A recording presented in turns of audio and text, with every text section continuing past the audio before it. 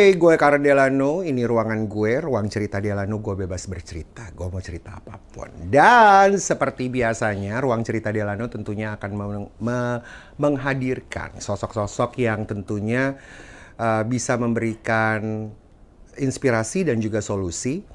Salah satunya adalah seseorang yang sudah duduk di sebelah gue ini. Dia itu tidak pernah gue kenal sebelumnya. Namun friendly, bisa gue lihat melalui TikTok. Dan di saat gue melihat TikToknya dia, gue langsung gini, wow, this guy is very brave to say whoever he is, for whatever he's done, ya, apapun yang sudah pernah dia lakukan. Dan yang paling membanggakan, kita tampilkan saja langsung sekarang, ini dia TikToknya. Awal 2012 adalah tahun yang tidak akan pernah aku lupa seumur hidupku.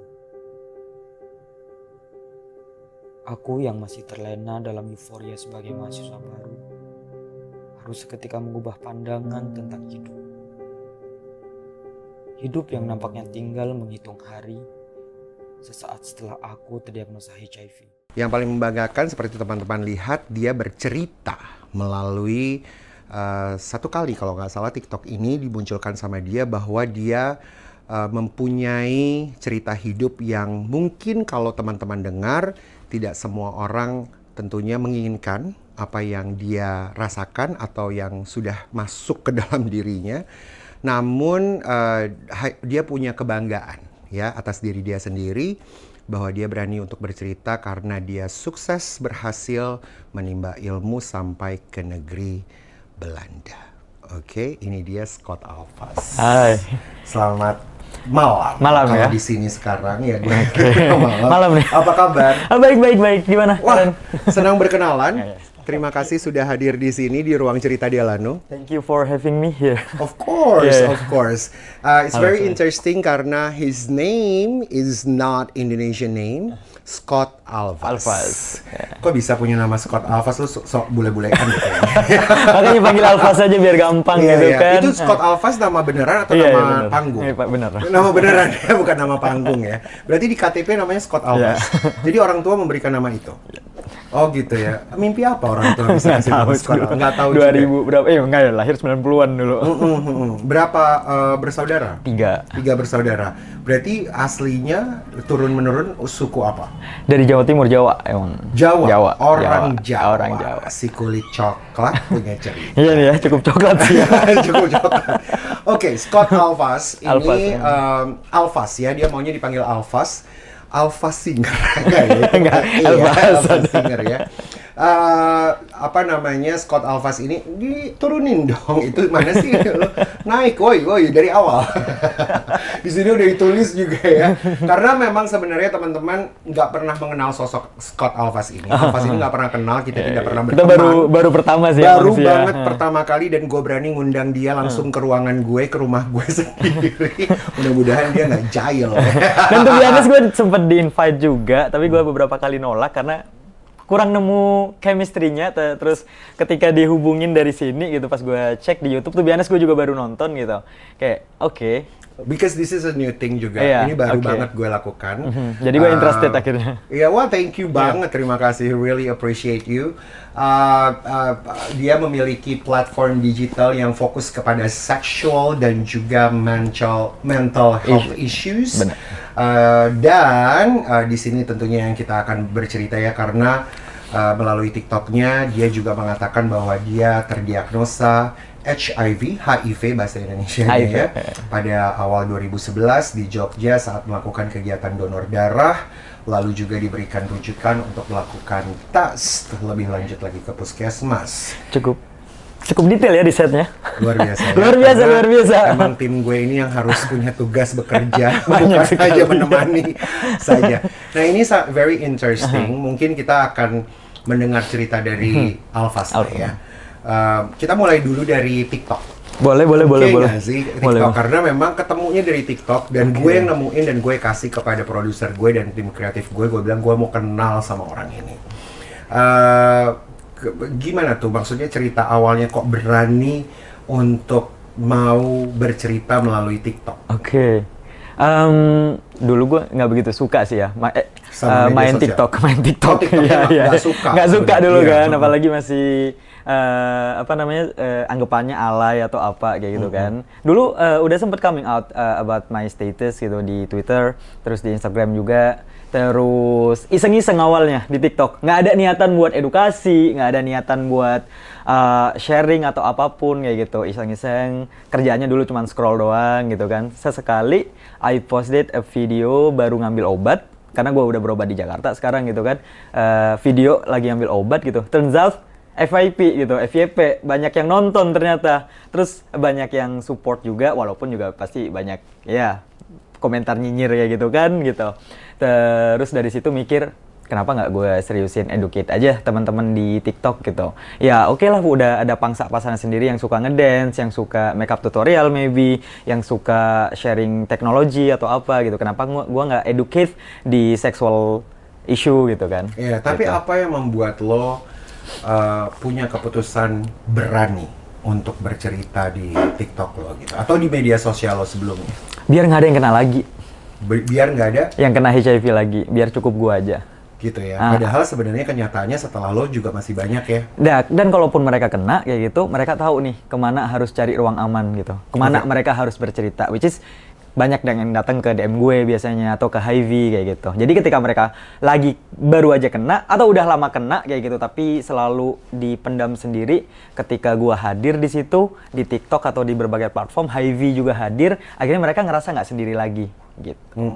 Karena memang gue juga very admire lah di TikTok aplikasi gitu ya, karena dari TikTok tuh sebenarnya menjadi mata jendela gue yang paling besar di dunia ini di saat sekarang ya. Jadi semua jenis manusia, mohon maaf, maksudnya semua cerita dan latar belakang dan juga mungkin physically ya, semua orang bisa kita lihat di TikTok, dan keterbukaan orang-orang tuh ternyata lebih banyak mau dibuka di TikTok ya sebenarnya. That's lebih amazing. Nyaman kayaknya ya orang-orang lebih juga. Nyaman, dan ini adalah sebuah panggung platform baru untuk orang benar-benar jujur buat diri dia sendiri, termasuk Alphas. Nah Alphas, ini boleh ya kita sedikit pengen tahu banget Alphas ini tuh siapa sih sebenarnya? Boleh. Lo tuh siapa sih? Maksudnya lo dari mana? Lo lahir kapan? Status single enggak gitu ya? Single atau enggak? Atau jangan-jangan lo udah punya banyak anak dan cucu? Enggak ya? Ceritain dong. Oke, gue tadi udah sempet ya, gue aslinya Jawa Timur dulu, dari kota kecil di Jawa Timur gitu kan, terus lahir tahun 90-an sekian, iya, oke, 90 sekian gitu kan. Terus gue merantau, gue kuliah ke Jogja, karena gue keterima kuliah di Jogja, boleh sebut lah ya gitu. Boleh dong. Ya, gue kuliah di UGM gitu, ambil hukum. Tadi udah sempet cerita juga sih Karen di awal gitu kan, gue terdiagnosis dari donor darah di awal-awal gitu kan. Karena itu ada event di kampus, ada event donor darah, gue ikutan tuh. Turns out dipanggil sama PMI dan hasilnya positif. Dari situ ya gue tahu kalau status gue positif. Oke, gitu. sebelum ke sana. Sampai situ dulu nggak apa. Iya, sebelum ke sana sampai dengan kuliah di Jogja, dari kuliah itu ke Belanda. S1 dulu tuh sampai selesai. Itu struggling tuh sama HIV-nya awal-awal banget kan. Masih bocah gitu kan, umur 19 gua kenanya. Masih bocah lah, belum 20 gitu. Jadi gua struggling selama bertahun-tahun nyelesain kuliah. Awalnya udah nggak mau nyelesain S1-nya. Kayak udahlah, I'm done. Udahan deh. Let's talk about the HIV. Boleh. Ya. Waktu pertama kali dites di kampus yang sebenarnya itu untuk donor darah kan, dan tiba-tiba dikatakan terdiagnosis HIV. Di saat itu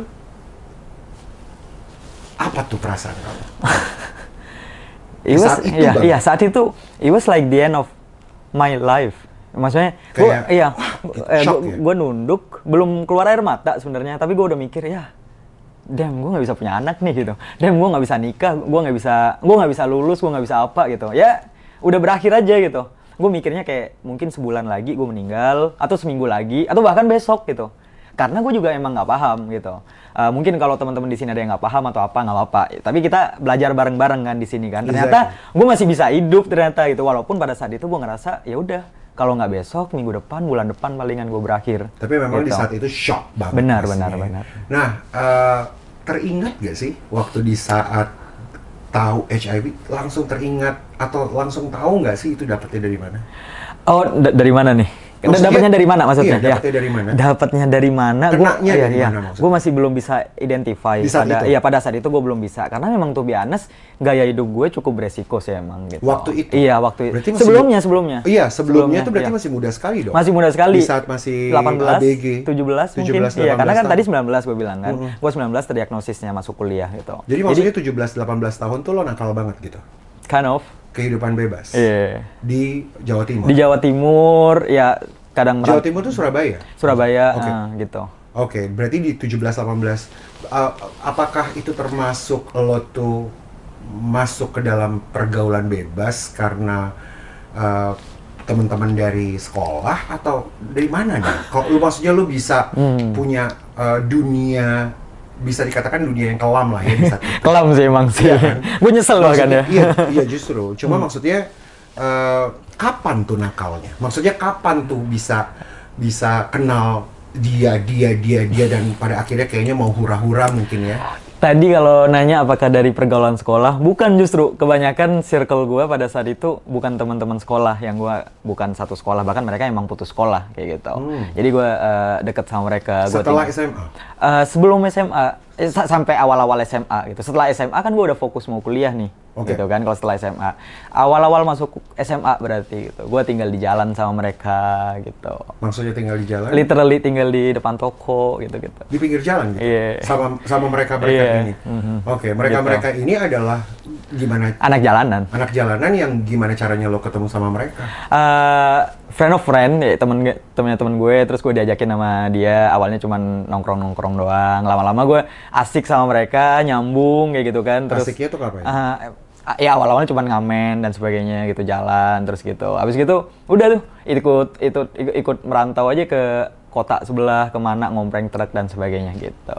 Oh oke. Nah sementara status keluarga lo Fine aja. latar belakang lo cukup agamis sih sebenarnya. cukup agamis. Cukup agamis. Yang kedua cukup financially. Aman-aman aja gitu. Gue Sebenarnya. iya. Terus harmonis juga romantis. Harmonis, iya. Harmonis juga sebenarnya. Keluarga juga harmonis, Gue bukan Bang. broken home, nyokap gue baik, bokap gue juga baik kayak gitu. Maksudnya tetap harmonis. Cuman gue nya aja Iya. yang masih anak muda salah jalur kayak gitu. Senang berteman aja gitu ya. Dan mungkin ada salah gitu. Gue nggak mau bilang totally salah yang mereka lakuin di jalan. Mungkin ya kalau mereka unsafe itu yang gue bilang salah gitu. Kalau itu pilihan mereka tinggal di jalan sampai sekarang ya udah. Nah, dengan pergaulan yang salah saat itulah ya katakan. Saat itu. Pergaulan kayak apa tuh? Maksudnya minum-minum atau apa, seks bebas atau apa itu? 1 tadi, 2 iya, 3 make juga. Narkoba. Iya juga gitu. Di saat itu. Saat itu masih umur 18-an. Maksudnya kalau di seks bebasnya tuh di lingkaran si geng itu bahasanya mungkin, atau dari luar datang masuk ke dalam, atau dari si geng itu keluar atau gimana? Sama Teman satu geng. sama penjajah juga Apa? kadang, sama penjajah Penjajah tuh apa ya? seks. Maksudnya? Iya, maksudnya kayak make juga gitu loh. Nggak ngerti. Sama penjajah seks, I said. Oh, oke. Iya. That's too harsh, Oh, I guess. penjajah seks. Iya, that's too harsh, I said. Apa maksudnya Iya, iya. kayak orang yang menjual dirinya? Bener. Menjual kayak gitu. dirinya di satu grup kamu? Enggak. Oh, enggak, dari luar yang menjual Iya. diri terus kamu ke sana gitu ya. Iya, Oh, oke. Nah, tapi tidak sama satu grup itu. Enggak. Kayaknya dulu pernah juga sih kayaknya. Oh, pernah juga Iya, sama si kayak grup pernah itu. juga kan kadang kan ada yang baru datang, ada yang Loh, temennya berarti temen dari ini saat gitu bergaul kan. sama temen-temen. Kan nggak di satu tempat juga kan kitanya. Iya, kan. iya, Nah. iya. Tapi di saat satu pergaulan sama, ini lagi ngebayangin aja ya, sama boleh, pergaulan boleh. teman-teman itu, berarti kan lo keluar dari keluarga lah ya? Berarti Iya, jarang pulang hampir ke rumah. 6 bulanan kalau gua nggak salah. Sekitar Nggak 6 pulang bulanan. rumah? Iya. Oke. Nggak pulang ke rumah. Orang tua nyari? Nyari sih sebenarnya. Tapi Ya. gue bilang, gue sempat telepon pakai wartel kalau nggak salah. Ya pakai Waktu wartel itu gue, ya? karena gue emang nggak pegang HP dulu gitu kan. Lewat wartel kan 2000 berapa tuh ya? Iya, betul. Masih zamannya wartel, sekarang nggak ada udah. Nah kayak gitu gue telepon, aku tenang kok, nggak usah dicariin gitu. Gue baik-baik aja lah. Iya, masih gitu aku ya. kamu lah pasti kan. Exactly. Nah, apa namanya, di saat 6 bulan menghilang dari keluarga, duit dari mana tuh? Kan tadi gue bilang ngamen. Oh, dari kamu. Iya, gue makan nasi padang bareng-bareng sama Dapat satu temen uang. dari duit ngamen kan. Terus kalau Beli satu mandi padang. gitu apa segala macam? Kalau mandi. Kalau nggak mandi. Oh, oh gitu. Kalau ada tempat untuk mandi ya mandi. Iya, Kalau nggak ada kalau tempat ngerasa untuk- butuh mandi. Oke. Oke. Ya kalau sekarang gue bayangin kayak ya geli banget sih gitu, sehari aja mandi sekali kadang masih kayak ngerasa lengket gitu. Oke, ini kejadian ini kembali lagi ya. Kejadian ini di saat lo mau ke SMA ya? Iya, sampai Mau dari SMP iya, ke SMA? Iya, pas masuk SMA pun juga masih kadang gue masih suka cabut-cabutan tapi udah nggak seintens tadi gitu. Oke. Iya, masih sering cabut-cabutan Berarti gitu. antara SMP ke SMA lo ada sekian bulan, 6 bulan itu yang tidak langsung sekolah SMA dong? Iya? Iya. Mudah banget ya sebenarnya, mudah banget ya. Tapi kalau gue inget waktu di saat zaman gue SMP sih, di usia gue SMP sih memang anak-anak tuh bergaul juga udah cukup parah sih sebenarnya. Ya. Oke. Udah tahu banget yang namanya seks, udah tahu banget namanya hawa nafsu lah, atau pengen hura-hura lah ke diskotik. Sebenarnya di zaman gue sih juga udah mulai mengerikan ya, apalagi di zaman lo ya. Dan itu tahun berapa ya? 2000 16 kali ya? 17? Enggak dong, 16 mah gue udah lulus satu. Oh iya. 2007 2007. Oh iya, 2007 ya. 7 atau 6 7 8 itulah Oke. kayaknya. Nah, Gua lupa. sampai dengan sekarang ini lo ada komunikasi masih sama teman-teman lo yang di jalanan ini? Ada satu dua yang masih kayak gua kadang masih buka Facebook kayak gitu kan, berteman sama mereka di Facebook aja. Kalau WhatsApp udah enggak kayaknya. Apa kabar mereka? Satu aja kayaknya nggak mereka juga sih, satu Oke. teman gua masih fine aja gitu, masih Baik-baik udah berkeluarga ya sekarang gitu, udah Oh, berkeluarga oke. gitu.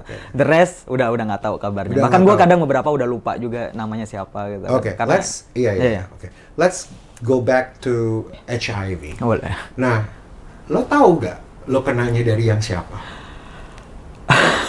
Tahu nggak orangnya? Gua mungkin nggak akan minta orangnya siapa di sini, lo nggak usah sebutkan. Tapi lo tahu nggak? Atau jangan-jangan karena begitu bebasnya lo bergaul, lo nggak tahu orangnya?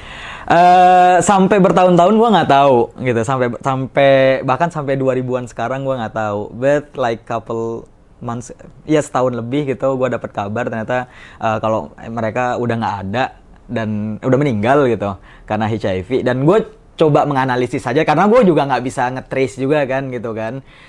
Jadi Lo nggak bisa, lo nggak bisa nge-trace, berarti lo bebas banget seks. iya kan gue bilang tadi makanya mau bilang narkoba juga, terus seks juga. Tapi di gitu. saat itu lo bisa inget gak berapa orang yang lo having sex with? Nggak ada.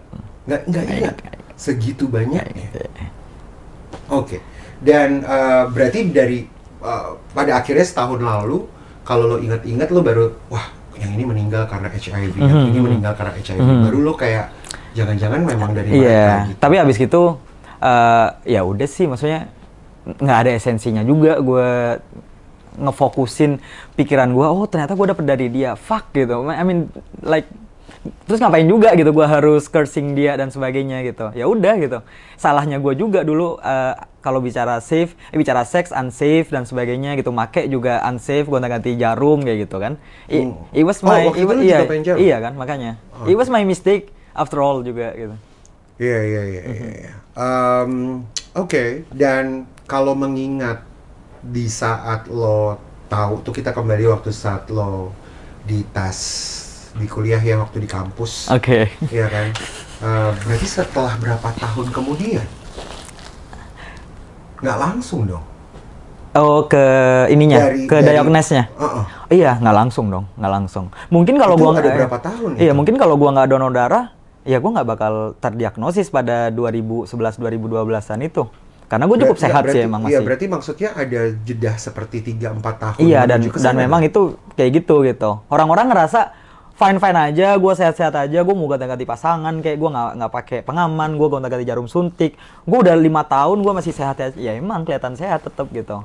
But the virus, ada yang lo the rasa virus tuh. is still inside your body gitu sebenarnya. Iya, tapi lo nggak ada rasa sama Nggak sekali ada, selama 3 atau 4 tahun menuju ke diagnosis itu? Iya, nggak ada.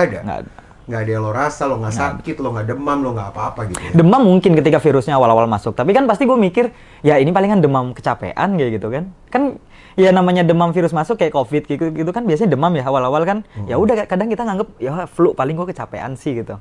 Kan kayak gitu demamnya, nggak yang demamnya sampai 50 derajat mah udah mau meninggal kali. 50 Oke, derajat waktu kan nggak setelah mungkin. lo selesai pergaulan lo, ya ini yang gue mau tanya. Apa yang membuat lo selesai dari pergaulan lo yang si yang dari kota ke kota, lo ngamen lah, lo pada akhirnya punya kesempatan untuk seks bebas lah. Apa yang membuat lo pada akhirnya keluar dari mereka? Dan itu kapan? Almarhumah nyokap gue minta gue balik sekolah yang bener lagi gitu. Ya gue dulu Ngomong sama lo iya, secara langsung? Iya, dulu Lo ketemu sama almarhum nyokap? iya. Oke. Gue SD SMP ya cukup rajin sebenarnya gitu kan. Terus kayak ngomong pakai Jawa juga kadang. Terus nggak mau balik sekolah lagi, nggak mau ranking 1 lagi kayak gitu kan, nggak mau Karena lo serius termasuk anak sekolah pintar, gitu. ya? Mungkin sih ya. Inilah cukup beruntung, cerdas dikit gitu. Ya. Gue yakin Gitu. lo orang pinter lah ya, educated. Ya. Gitu. Terus ya udah deh, gue ngikutin kemauan beliau karena she was the one that I love the most gitu. Bukan adik gue, bukan Pada bokap, bukan akhirnya siapapun. dialah yang mengetuk hati lo lah ya. Untuk Jadi gue balik fokus sekolah gitu kan, walaupun buku kadang masih gue taruh di locker. Gue nggak bawa buku pulang berangkat ya, buku semua aja ada di situ, dari LKS, buku bacaan, buku tulis gitu, semua di situ. Jadi waktu di saat lo kembali ke sekolah dan sampai ke kuliah terdiagnosis, waktu saat lo terdiagnosis, apa kabar lo tuh? Gimana hidup lo? Gue benci sama Tuhan dong. Oh ya? Iya dong, gue cursing, anjing lu Tuhan gitu. Tuhan apa anjing sih lu, kata gue. Oh ya? Ya maksudnya karena nyokap gue baru nggak ada selang berapa bulan sebelumnya. Oke. Yang gue bilang tadi, orang yang paling gue sayang nggak ada. Gue nggak punya motivasi, kayak gue nggak butuh ngelanjutin. And then you curse the God. Iya, gue nggak butuh ngelanjutin You curse studi God, ya? gitu kan. Ngapain sih gue fokus lanjutin kuliah hukum gue toh? Nyokap gue yang minta gue udah nggak ada gitu, yang minta gue studi di sini udah nggak ada gitu kan. Gue mau kasih ke siapa nanti ijazahnya, gue wisuda gitu. Ternyata kena HIV lagi. Ya udah sekalian gue makin termotivasi buat tidak termotivasi gitu kan. Gitu. Oke. Dan pada akhirnya lo sangat marah lah ya. Dan gue bisa mengerti lah ya. Karena manusia di saat ada di titik terendah, somehow the loneliness is there. Lo kayak marah, kita marah gitu. Dan kita marah kadang-kadang juga nggak bisa mengontrol, right? Emosi kita gimana dan kita nggak tahu buangnya kemana. Dan lo memilih untuk marah. Dan marahnya sama Tuhan. Dan lo bilang, why this is happening to me? Yep. Ya dong? Iya. Kenapa ini terjadi sama gue? Setelah lo marah, apa yang lo dapatkan? Makin terpuruk lah. Makanya nggak terobati juga. Gue nggak ngerasa makin lega juga gitu. Jadi so I was struggling for 2 years. Jadi gue ups and downs selama 2 tahun. Di saat kuliah itu? Physically memang ups and downs. Terus mentally juga gue sebenarnya lagi terpuruk juga. I can say it was my lowest point dalam hidup gue. Di saat kuliah? 2011-2012 itu. Kuliah? Iya, kuliah. Oke, tapi masih terus jalani kuliah? Udah kepikiran nggak mau gue lanjutin kan tadi gue bilang gitu. Iya, tapi thanks to my closest friends gitu, berkat mereka yang support gue, karena I told him, masih satu gitu, akhirnya 1-2 teman gue akhirnya tahu gitu. I told them at the very first day gue terdiagnosis, gue ngasih tahu ke sahabat gue kalau gue terdiagnosis HIV nih sekarang. I don't know what I have to do gitu. Yeah, but in that time, di saat itu, bapak lo masih ada? Masih, tapi kan nyokap tadi udah nggak ada ya. Masih. Apa? Belum gue kasih tahu. Apa yang dilakukan? Belum gue kasih tahu. Belum dikasih tahu? Sampai 7 tahun kemudian. Sampai 7 tahun kemudian. Sampai gue lulus S2 baru ngasih tahu. Tadi masih baru mulai S1 nih ya. Gue lulus S1, gue kerja, gue masuk S2, gue lulus S2 baru ngasih tahu. Oke. Ntar dulu gue nafas dulu ya. Karena gue bukan takut dicoret dari kakak, gue bukan takut diusir dari rumah ya. Gue udah nggak tinggal di rumah ya kan. Gue udah merantau juga. Mau dicoret dari kakak ya gue udah punya paspor juga gitu kan. Kenapa gue harus takut? Gue punya KTP juga gitu. Nggak butuh kakak mungkin gitu. Tapi nyokap gue udah nggak ada. Gue nggak mau nambahin beban bokap gue, bikin dia nangis. Ada. Gue punya kakak. Mereka tahu? Adik gue baru tahu beberapa bulan sebelum bokap gue tahu tadi. Berarti sama ya? Sama, nunggu 7 tahun. Juga. Kakak gue juga tahu di tahun ke-7 itu pas lagi nobar, gue lagi tampil di salah satu stasiun TV. Oke, let's get Kayak gini, lagi nonton TV gitu kan, nggak jadi lanjutin nontonnya. Alright, let's get back to the day saat lo diagnosis dan lo 2 tahun struggling banget. Lo langsung ke dokter tuh, waktu diagnosis lo langsung ke dokter untuk cek, periksa, iya, dan dari konsultasi? PMI itu mereka nggak ngasih tahu kalau darah gue positif, nggak ngasih tahu. Cuman ngasih tahu, Pak, kayaknya ada sesuatu dengan hasil donor darah yang Bapak lakukan beberapa bulan yang lalu. Jadi kami menyarankan coba melakukan tes darah ulang ke rumah sakit ini, gitu. Ke puskesmas, ya, ke PKM. puskesmas. Ya, dari puskesmas baru keluar? 30 menit kemudian keluar. Keluar. Setelah itu kemana? Dirujuk ke rumah sakit Sarjito buat mulai terapi obat. Lo langsung ke sana? Awalnya gue udah ogah-ogahan, enggak, pulang ke kosan kan, ngekos tuh ya di Jogja gitu, pulang ke kosan gitu. Pulang dulu ke kosan, lalu jaraknya berapa lama tuh lo pada akhirnya ke seminggu palingan, semingguan. Seminggu kemudian lo ke rumah setelah teman gue ngeyakinin, yaudah yuk kita mulai berobat gitu. Maksudnya ya udah mau gimana lagi gitu. The thing that we can do ya lu minum obat berarti gitu. Berarti oke. Lo ke dokter, lo ke rumah sakit, dan dokter pasti kasih tahu lah ya pengetahuannya tentang ini, dan lo langsung dapat obat. Langsung dapat obat sih setelah tes lab dan sebagainya. Dan lo harus mengkonsumsi obat itu sampai hari ini. Sampai dengan hari ini, dan konsumsi obat itu selamanya ya? Selamanya. Oke. So, berarti thanks to your friends sebenarnya juga ya, yang punya andil dalam hidup lo ini. Dan yang menjadi luar biasa teman-teman dari Alphas, those strugglings dan semuanya, dia bisa bertahan hidup sampai sekarang, sampai juga menyelesaikan pendidikannya S2. Tapi sebelum ke sana mungkin gue sedikit pengen tahu detail sedikit aja. Struggling lo 2 tahun itu, yang lo tadi bilang, itu apa? Struggling karena lo sendirian atau struggling karena lo kesakitan? Both kayaknya. Walaupun temen gue udah tahu tadi, gue nyebutnya sahabat sih, bukan teman. Walaupun sahabat gue udah tahu, somehow gue masih ngerasa sendiri juga sih gitu. Kayak akhirnya udah ngerasa beda aja sama mereka gitu kan, sama orang-orang. Iya, dan gue sendiri yang bikin itu terasingkan. Gue sendiri yang bikin itu gitu. Temen gue tetap mau ngerangkul gitu. Iya, mengerti.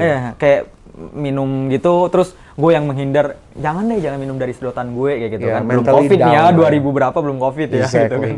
Gitu kan. Itu satu, secara socially. Mentally pun juga pasti itu di bawah banget. Maksudnya kayak sampai sekarang pun masih belum ada yang lebih bikin gue down ketimbang di 2 tahun pada saat itu. Mentally. Physically, gue alergi sama obat yang gue konsumsi. Jadi rambut gue rontok, literally rontok, kayak tinggal narik segini gitu biasanya. Terus kulitnya makin hitam, ya sekarang nih masih sisa peradaban zaman itu. Gue hampir, nggak tahu sih karena belum terdiagnosis resmi sebenarnya. Tapi udah hampir kayaknya dari dokter kulit, kayaknya Steven Johnson syndrome. Jadi kalau tahu, jadi maksudnya kayak melepuh kayak gitu. Sampai merah, kayak kepiting rebus, besoknya jadi hitam gitu. Oh, lu mengalami itu ya? Iya, kayak ngelepuhnya beneran ngelopek kayak ini. Kayak sisik ikan, nah kayak gitu. Itu bukan karena gue AIDS, bukan karena gue HIV, bukan alergi sama obat HIV-nya. Awalnya gue sehat. Oke, sorry. Dan di saat lo terdiagnosis, lo diberikan obat sama dokter itu kan, kalau nggak salah dari apa yang gue baca, bukannya Indonesia itu cuma baru masuk 1 obat itu ya? Masih tertinggal sih, iya. Masih tertinggal ketimbang beberapa negara maju. Kita tapi sama lo tidak punya pilihan punya obat lain dong kan? Ada sih opsi 1 obat lagi gitu. Ada opsi 1 obat. Lo coba juga itu?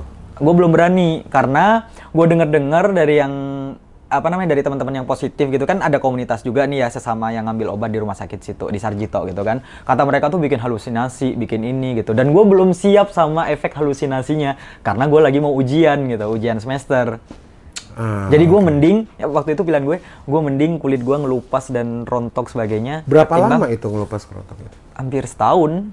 Enggak, setengah tahun lah. Karena akhirnya kan gue mutusin buat ganti ketika udah masuk liburan semester. Akhirnya gue putusin, yaudah deh dok, give up, gue ganti aja nggak apa-apa. Aku ganti obatnya. Iya, ke obat yang gue konsumsi sampai sekarang ini.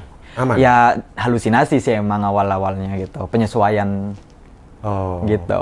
Halusinasi kayak apa tuh? Iya maksudnya kayak susah tidur, beneran keliengan juga gitu kan, beneran panas juga, badan dari dalam panas, terus pusing, sampai pagi juga nggak bisa berdiri gitu kan, nggak bisa jalan kadang saking keliangannya. Pas malam juga masih kadang suka bayangin apa kayak gitu di awal-awal. Dan dari kedua obat ini, dari yang pertama dan sekarang transisi ke obat yang halusinasi tadi, itu semua obat gratis dong? Iya, dari pemerintah ya.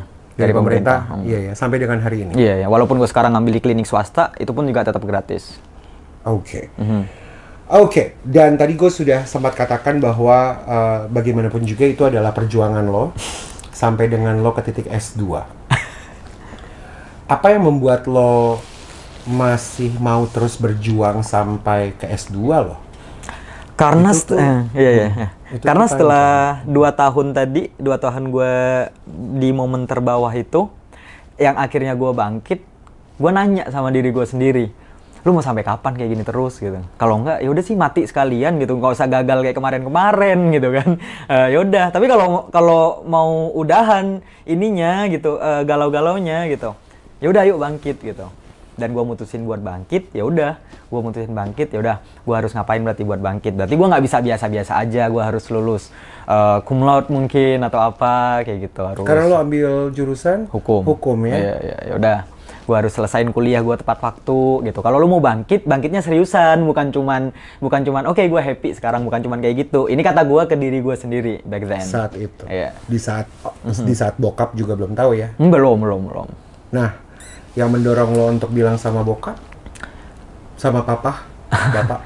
ya karena itu gue memutuskan ajakan buat coming out ke TV swasta buat edukasi juga di situ gitu kan. Pasti kan konsekuensinya orang-orang bakal tahu nih, bukan bicara sosial media lagi, walaupun sosial media lebih gampang diakses, tapi kan keluarga lebih sering sama TV gitu kan. Jadi ya udah resiko, berarti ini udah waktunya gue ngasih tahu keluarga gue. Mereka punya hak buat tahu kondisi gue.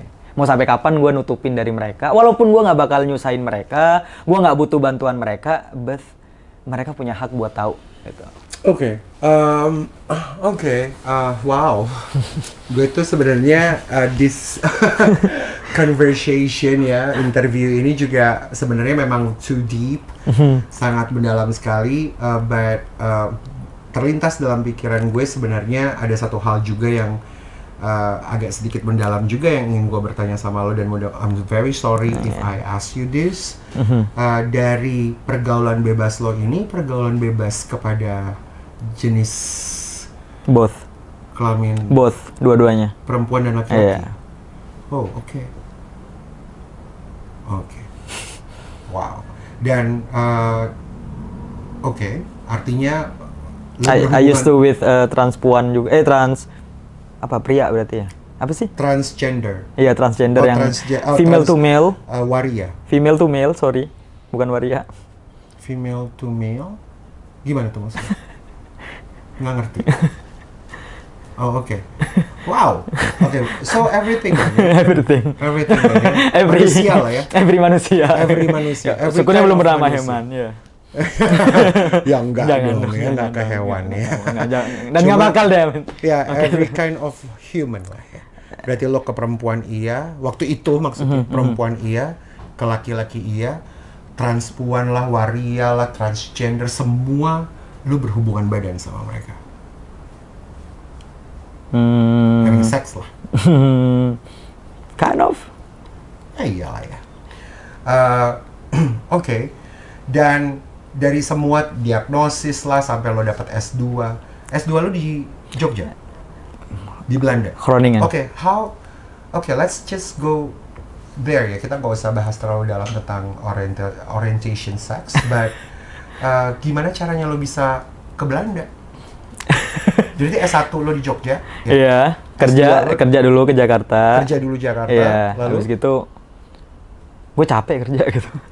Kayak gue pengen kuliah lagi gitu kan. Ya udah mutusin buat kuliah. Kuliah di hukum di Belanda. Di Belanda. Dengan cara apa itu? Dapat beasiswa? Ada ya. Beasiswa sekolah? Hah? Beasiswa legal, beasiswa full scholarship. Iya, How did scholarship you full. get your scholarship? I did apply though. Oh, you apply.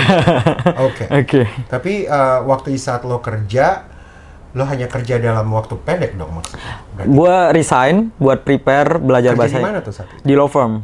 Di law firm. Law firm. Gue resign karena bahasa Inggris gue jelek gitu. Jadi gue sengaja resign biar gue bisa belajar bahasa Inggris gitu. Oke, dan kenapa Belanda yang lo pilih? Gue keterima di Aussie, gue keterima di UK, gue keterima di Belanda, US gue coret karena gue setelah riset mereka tidak begitu welcome. Jadi gue keterima di Melbourne, Aussie dulu nih, Melbourne, Sydney, terus Canberra.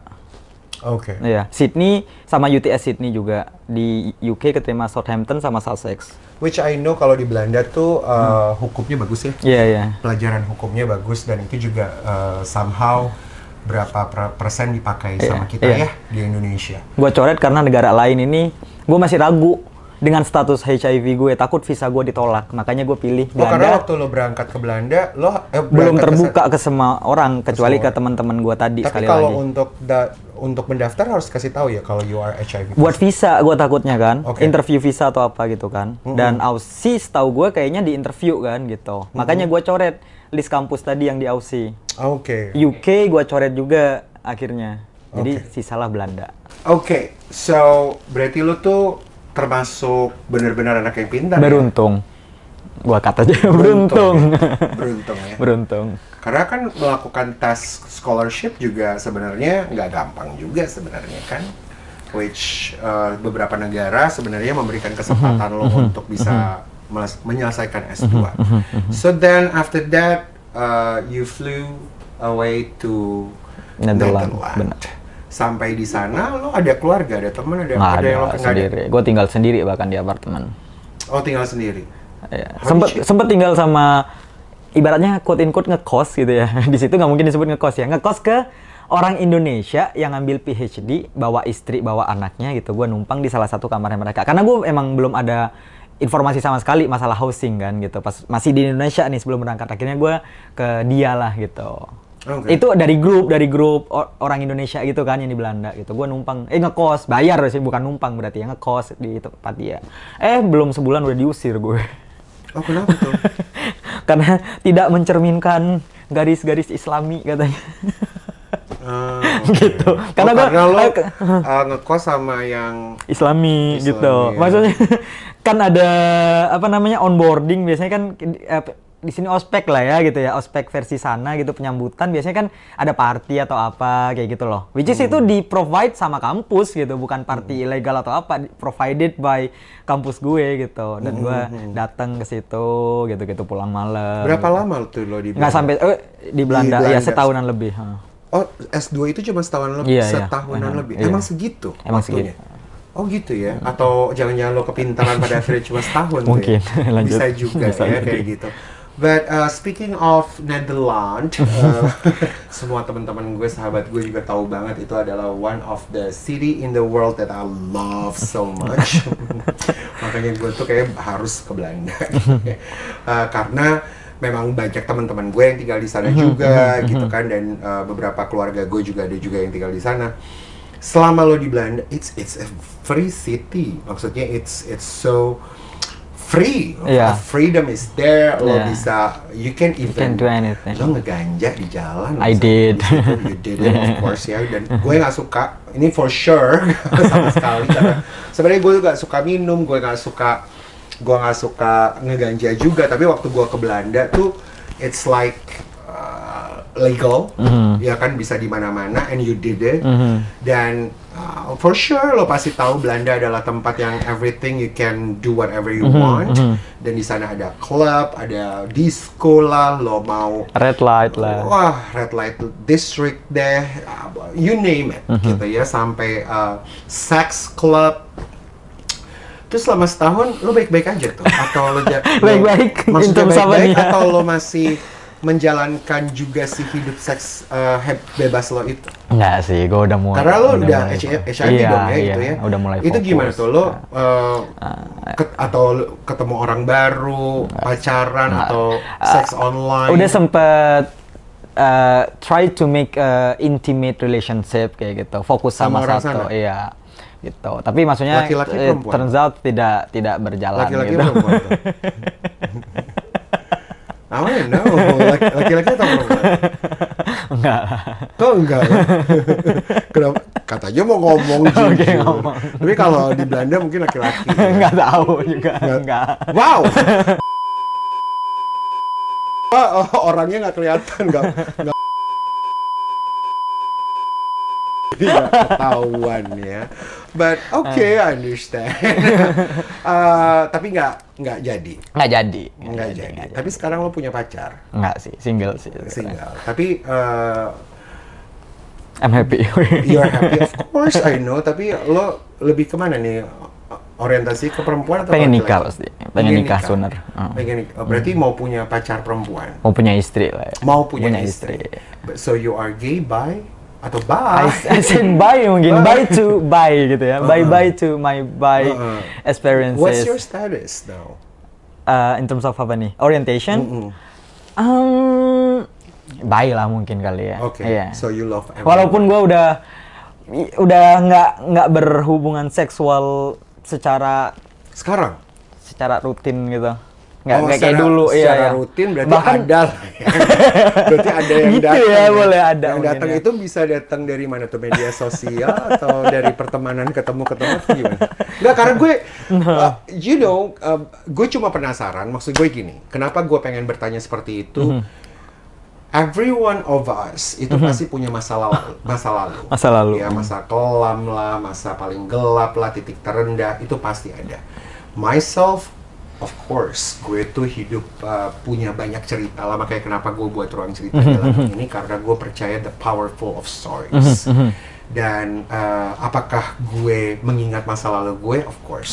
Apakah gue tahu titik rendah gue di mana dan masa kelam gue? Of course. Dan tentunya mungkin teman-teman yang nonton di sini dengan adanya Instagram atau dengan karir gue yang sekarang ini mungkin juga banyak di media, dan pada akhirnya gue ngelihat yang masuk ke DM gue teman SD gue yang nggak pernah gue ngerti gak sih?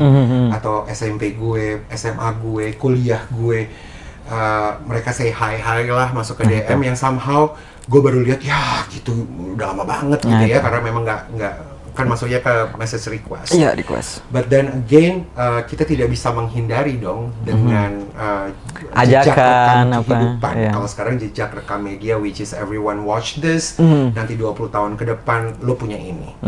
Nah makanya kenapa maksudnya gue adalah apa yang kita punya di belakang pastinya nggak pernah bisa kita lupakan, dan kita nggak bisa, kita harus live with it, dan kita tahu bahwa kita punya itu. But what I'm curious about is how is your life now?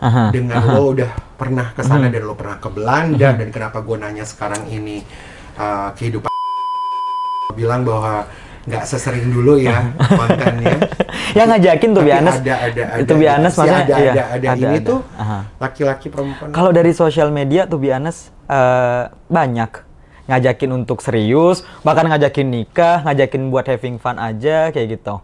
Banyak di sosial media gue. Cewek cowok, cewek juga kadang ngajak, Kak, boleh dong kita ini kayak gitu. Atau yang beneran bahasanya halus, aku mau nikah sama kamu, Kak, aku mau nerima kamu gitu. Tapi kan aku belum tentu mau nerima kamu gitu kan. Iya, exactly.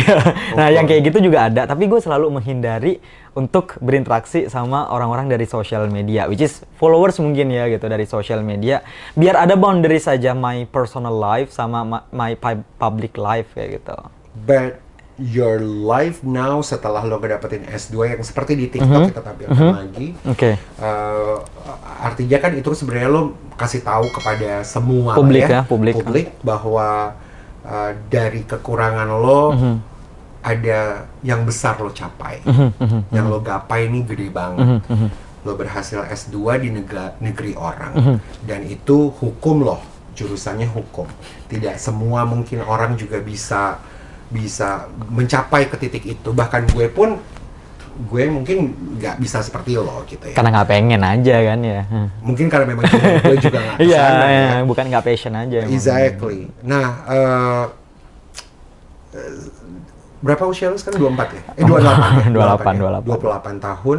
Di umur 28 tahun ini lo bilang lo mau menikah, lo mau punya anak ya. Which I know ada pengetahuannya, karena waktu gue dulu tinggal di Amerika juga adalah keluarga terdekat gue juga, dia juga HIV dan pada akhirnya bisa punya anak dan lain-lain ya. Dan bisa. Which gue bisa mengerti lah pengetahuan itu karena waktu di Amerika sangat belajar. Dan karena gue pernah tinggal di Amerika yang gue lakukan sampai detik ini pun, gue masih terus harus melakukan ngecek HIV di sebuah tempat lah. Karena itu udah kebiasaan gue waktu gue di Amerika dan gue harus lakukan itu terus sampai dengan sekarang. Which is good. Dan lo sekarang ini berarti lo adalah manusia yang baru dong? Nggak totally baru juga sih. Maksudnya kayak yang sempat lo sampein tadi, gue nggak bakal ninggalin masa lalu gue juga gitu. Jadi masa lalu gue tetap hidup sama gue juga sampai sekarang gitu. Mau dibilang literally baru, nggak baru juga sih. Tapi kalau mau dibilang membuka lembaran baru sama calon istri gue, terus punya anak, karena emang bisa negatif gitu ya, maksudnya bisa istri gue tetap negatif, terus bisa punya anak yang negatif juga gitu. Itu membuka lembaran baru, tapi ya myself ya tetap gue, tetap Alfas yang sama kayak 10 tahun atau 15 tahun yang lalu. Oke. Dan artinya tadi gue sempat bilang bahwa lo yang sekarang ini, lo juga bilang bahwa konsistensi hubungan itu tidak sesering dulu pasti. Iya. Tapi kan ada ya. ada yang hinggap-hinggap itu lah ya. Yang nggak tahu datangnya dari mana. Tapi pasti dari yang gue kenal sih emang. Oh pasti dari udah gue kenal gitu. Udah yang kenal berarti mereka juga tahu bahwa lo HIV. Dan gue bersyukur gue open ke semua platform sosial media gue, Instagram, Twitter, terus TikTok, YouTube juga gitu. Biar gue nggak punya PR lagi kalau mau menjalin hubungan mungkin, mau doing something mungkin kayak aduh ngasih tahu nggak ya kalau gue HIV. Enggak, biar mereka lihat sendiri aja di platform gue. I'm HIV biar ada di sini gitu. Jadi gue nggak punya beban lagi. Berarti sekarang apa yang lo lakukan, seks sama siapapun itu with condom dong? Pasti dong dengan pengaman. Walaupun nanti sebenarnya gue udah undetectable gitu kan. Undetectable kan artinya untransmittable, tidak menularkan gitu. Kalau undetectable, tapi tetap akan selalu pakai karena kan resikonya bukan cuma HIV, bisa STDs yang lainnya kayak gitu, gonore, herpes dan sebagainya. Maybe gue punya atau maybe dia yang punya gitu kan. Ya udah precaution mending playing safe gitu. Gitu. Sekarang mungkin kita sama-sama belajar ya, kita bisa tahu, kita mau dengarkan juga pelajaran sex education ya, dikit-dikit ya dari seorang Alfas di sini tentunya yang akan dibagi buat teman-teman. Bagaimana harus menjaganya, bagaimana harus menerimanya dengan keadaan di saat mereka tahu bahwa mereka HIV, dan apa yang harus dilakukan langsung, dan komitmen apa yang harus dilakukan selama mereka hidup the rest of their life. Dan mungkin yang nonton yang sekarang ini mungkin ada yang baru saja terdiagnosis, ya kan, baru saja terdiagnosis dan nggak tahu mau ngapa-ngapain gitu ya. Benar. Dan mungkin bisa di sini dibagikan dari Alfas, coba sex education dari kamu gimana tuh baiknya dari satu-satu dulu nih, berarti apa dulu nih? Semua, silakan. This is your camera.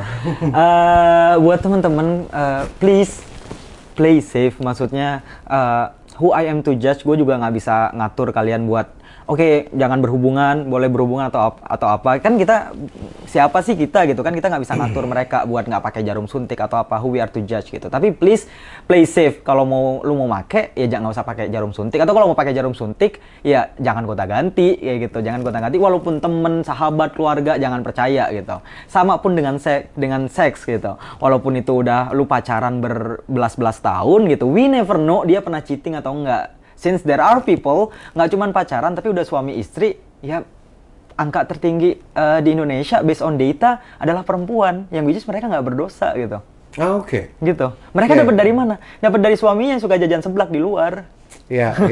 Nah ini sebenarnya juga menjadi sebuah attention to everybody, khususnya juga para perempuan, sahabat-sahabat Delano yang rajin banget untuk nonton Ruang Cerita Delano dan mereka perempuan. Iya, tuh. Dan ini data yang paling bagus ya. Benar. Dari Kementerian Kesehatan gua ngomong gini, ya. Bahwa HIV yang mengidap more than 50% adalah perempuan. 50% adalah perempuan dan mereka adalah korban sebenarnya. Bener. Ya.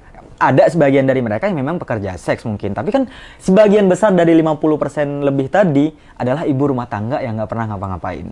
Suaminya yang suka jajan di luar, nggak tahu sama siapa, balik ke sini, suaminya udah meninggal duluan, tinggal dia sama anaknya, positif, diusir sama tetangga. Nggak cuma satu kisah, tapi ratusan kisah yang kayak gitu. Nggak cuma satu kisah. Exactly. Salah satunya sebenarnya gue juga pernah, orang ini tidak buka-bukaan di TikTok, tapi gue pernah melihat live TikToknya seseorang lagi ngomongin masalah tentang HIV. Tadinya gue mau duduk bersama dengan kita di sini sebenarnya. Dia adalah seorang perempuan. Ini cerita, mungkin gue aja yang ceritain sedikit lah ya tentang dia. Dia seorang perempuan yang memiliki suami ex. Maksudnya dia pernah, suaminya dulunya pernah menikahlah sama orang ini, perempuan ini, dan waktu mereka berhubung ternyata dia HIV, ternyata dia HIV dan kenalah ya si istri, sudah jadi istri, makanya jadi istri, kenalah si istrinya, dan suami ini tidak lama kemudian meninggal dunia. Jadi meninggalkan si perempuan ini dengan warisan yang sangat berharga itu HIV ini, dan si perempuan ini harus sampai dengan akhirnya dia harus tetap minum obat dan berjuang. Nah ini ternyata memang ratusan kisah. Nggak cuma satu gitu, nggak cuma ratusan ya. Mungkin. Betul sekali. Cuma ratusan. Nah di saat mereka terdiagnosis, dari semua pengalaman kamu, dan aku rasa your story itu sebenarnya sudah from your YouTube ya, dan juga mungkin dari beberapa kali undangan dari orang-orang. Coba apa yang harus dilakukan buat mereka setelah terdiagnosis, dan ada semangat apa dari kamu gitu? Nggak apa-apa kalau kamu mau ngerasa sedih, mau ngerasa kecewa, mau marah sama diri kamu, sama keadaan kamu, nggak apa-apa. Wajar banget kayak gitu kan, namanya emosi kan, ngapain kita lawan juga gitu. Kalau kamu yang saat ini baru terdiagnosis, terus kamu ngerasa kecewa sama diri kamu, marah, atau benci, atau bahkan nggak kenal gitu, ini bukan gue nih gitu, bukan aku gitu, nggak apa-apa. Disadari dulu aja perasaan semua emosi negatif tadi, disadari dulu aja. Abis gitu, tapi jangan berlarut-larut dong. Kita yuk bareng-bareng kita bangkit. Hang on, we are in this together. Gue pun sama, gue masih HIV, udah mau 10 tahun bentar lagi. Gue masih minum ARV. Gue nggak bawa sih, ada di mobil gitu. Gue masih minum ARV sampai sekarang kayak gitu. Tapi abis gitu kita bangkit. Gimana nih biar tetap survive gitu, biar bisa bangkit, biar ya udah, biar jadi diri gue yang baru, bisa berdamai sama virus dalam tubuh gue. Dan ternyata memang di luar sana banyak yang bisa punya anak. Kalau kamu takut nggak bisa punya anak, tenang. Ada PPIA, program pencegahan dari ibu ke anak gitu kan. Itu bakal dipantau sama dokter, sama tim, bahkan bukan cuma satu dokter, tapi tim gabungan dokter gitu. Kamu bakal dipantau, bisa punya anak negatif, terus masih bisa nikah, bisa bekerja, bisa studi ke luar negeri, like what I did before, kayak gitu. Jadi nggak usah khawatir, nggak usah takut. Yes. It's not the end of your life. Ya, dan sebenarnya juga bahwa teman-teman yang terdiagnosis atau adalah virus ini di dalam tubuhnya mereka, sebenarnya juga mereka ini bukan juga jadi musuh kita ya. Artinya ya seperti sekarang ini gue duduk bareng bersama dengan Alphas, ini bukan penyakit ataupun virus yang dengan kita ngobrol airborne, droplet. Justru COVID lebih bahaya loh, udah airborne sekarang kan. Jadi artinya adalah ini bukan yang menularkan, ya selain dengan ya segala sesuatu yang salah dari suntikan dan lain-lain ya. Tetapi dengan adanya obat yang tadi kamu bilang aja, itu sebenarnya sudah undetectable, tidak terdeteksi. Masih ada virusnya, masih ada. Ditidurkan ya. Analoginya benar banget. Oke. Dan artinya adalah dari pengalamannya Alphas ini tentunya sangat berharga sekali ya buat semua teman-teman, bahwa ya gue bisa bilang Alphas ini mendapatkan kesempatan kedua. Ya, and God is so good to you. Ya, akhirnya bersyukur sekarang sama Tuhan sih. Betul. Dan sebenarnya jadi pada akhirnya kuncinya adalah bersyukur ya. Apapun kejadian dalam hidup kita dan cerita dalam kehidupan kita, sejelek apapun yang pernah terjadi sama kita di belakang, tapi kalau kita punya hati untuk menjadi orang baik dan ya nggak, menjadi orang baik dan kita mau bertumbuh dengan baik, pasti ada jalan keluarnya dan pasti tetap terpelihara lah ya. Apalagi seperti tadi ceritanya Alphas, dia masih punya semangat sampai S2 di Belanda. Dan itu ada di TikTok ya, dan gue waktu nonton itu langsung wow, hebat juga ini orang. Nah ini juga harus ditularkan kepada semua teman-teman bahwa masalah hidup itu mungkin nggak cuma this HIV. Masalah hidup mungkin bisa yang lebih berat. Tadi sempat dikatakan bahwa kita belajar dari pandemi COVID-19. COVID itu mungkin bisa jadi lebih berbahaya. It's not about you having sex with somebody. It's about you talking to somebody. Sitting next to. Sitting next to, lo bisa mati besok ya sebenarnya kan. But then again, we have to remember life is actually good. Ya kan? Hidup itu sebenarnya indah, tinggal bagaimana kita bisa berkreasi dan kita pakai, ya kan, kita pakai hidup itu dengan sebaik mungkin dan menjadikan progres dalam kehidupan kita yang kita harus nikmati. Proses is everything, right? Dan apapun yang terjadi sama Alphas, ini adalah sebuah cerita proses. Untuk menjadi manusia sekarang seutuhnya. Semoga lebih baik lagi ya. Iya nggak sih, prosesnya nggak mudah ternyata. Dan setiap orang punya cerita masa lalu atau cerita yang membuat pembelajaran dalam hidupnya. Apakah orang mungkin orang bilang aib banget nih cerita HIV ya kan, tetapi look at him. Better don't give a shit sih kalau ada orang yang terus bulimi gitu. Ya, tapi kan tergantung lagi dari kita ya. Benar. Kalau Alphas punya pilihan di saat itu, di saat dia ngerasa bahwa gila nih, gue mau stop aja kuliah, gue udah nggak kuat lagi karena dia merasa tersingkirkan, sebenarnya tersingkirkan dari lo juga sebenarnya. Benar. Tapi dia memilih untuk terus berjuang. Dia memilih terus untuk sampai ke titik S2.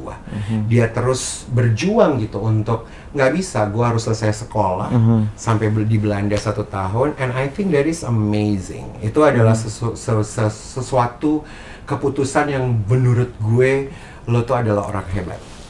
Yang pada akhirnya lo mau meningkatkan diri lo, dan sekarang menurut gue apa yang dilakukan sama Alphas ternyata dia dipakai Tuhan untuk juga bisa bersaksi kemana-mana dan memberikan pelajaran-pelajaran kepada orang-orang tentang health dan sex education, right? Tapi tadi tambahan, maksudnya semua yang gue bisa raih tadi itu nggak ada apa-apanya tanpa support system dari teman-teman, dari keluarga gue. Tadi udah sempet Karen singgung juga kan, berkat sahabat atau keluarga juga gitu. Jadi please buat teman-teman yang sekarang lagi nonton, kalau lo tahu ada teman lo, ada keluarga lo, ada sahabat lo yang ternyata HIV atau punya isu apapun deh dengan mental, depression dan sebagainya kayak gitu-gitu, please do reach them, kasih mereka support. Kalau lo nggak tahu, ajak bareng-bareng, ayo kita harus ngapain bareng-bareng gitu. Kita mungkin ke profesional bareng-bareng, ke rumah sakit atau ke psikolog kalau masalah mental gitu. Karena sesimpel lu nanyain kabar itu, mungkin itu bakal jadi penyelamat buat hidup seseorang.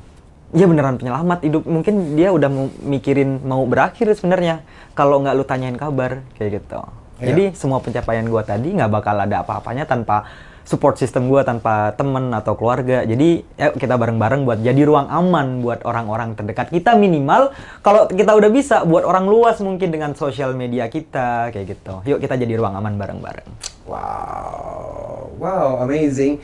Dan dari ceritanya Alphas ini kita juga melihat secara jelas ya bahwa kesempatan yang kedua tuh sebenarnya ada. Ya kan, walaupun sebenarnya kalau dulu tuh gue inget banget di saat gue bergaul, pasti remaja banget lah ya, lo pasti nggak akan mendapatkan kesempatannya yang kedua. Siapa yang bilang? Ya kan? We never know ya, ternyata. We never know. Karena menurut gue kesempatan itu ada kalau kita mau berubah dan kita memilih untuk jadi yang baik. Ya kan? Pasti ada kesempatan itu. Dan ini contohnya.